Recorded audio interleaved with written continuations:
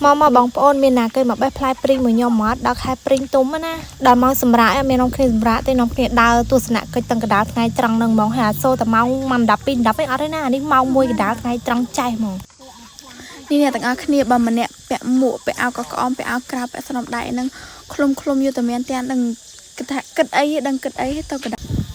មើលម្នាក់ហ្នឹងខកគេខកឯងគេធម្មតាឯងសិតអាវពីបីជាន់អត់យល់ប្រដៅនឹងគិតអីក្នុងខ្លួនបន្ទាប់ពីយើងដើរអស់រយៈពេល2នាទីកាត់ព្រៃឆ្លងអូឥឡូវយើងមកដល់ដើមព្រីងហើយបងប្អូនអរគ្នាសំខាន់ខ្ញុំឡើងអត់រួចទេដើមព្រីងនឹងពុះពេកចេះនិយាយលេងណាក៏ប៉ិតឡើងរួចខ្លួនឯងសោះកាលពីមុននេះទៅចេះឡើងរួចធ្វើមិនបើយើងអត់ចេះឡើងដើមឈើក៏ប៉ិតទៅឡើងដើមឈើសុបាយណាប៉ុន្តែខ្ញុំឡើងអត់រួចដល់ពេលខ្ញុំឡើងអត់រួចចឹងទៅខ្ញុំនៅក្រោមខ្ញុំចាំសោចសុបាយគេដែរចឹងណាបើនិយាយពីកាលពីមុនវិញដើរមើលគោមើលក្របីចឹងណាដល់ខែផ្លែព្រីងហ្នឹងសុបាយឡើងប៉ុន្តែឥឡូវខ្ញុំឡើងវិញរួចឯបងប្អូននិយាយទៅដូចជើងខ្វិនជើងពីកាចឹងបោះជើងឡើងលើដើមឈើក៏ឡើងអត់រួចចឹងមកនឹងវិញចឹងហើយនេះចាម៉ៅនៅលើចុងនេះបងអូនភ័ក្រហើយភ័ក្រក៏នៅលើចុងដែរសត្វតែស្វានេះស្វាឡើងពេញដើមសត្វតែស្វាមកបែបផ្លែព្រីង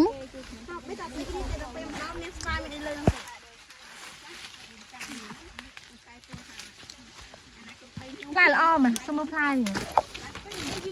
ព្រីងនេះមានបងប្អូនណាស្គាល់ព្រីងអត់អូខេអេមកចុះកំងក់អេដៃណាពីនេះ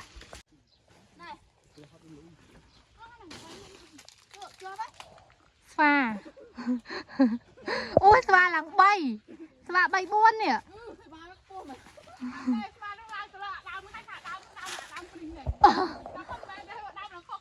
ចាទៅស្វា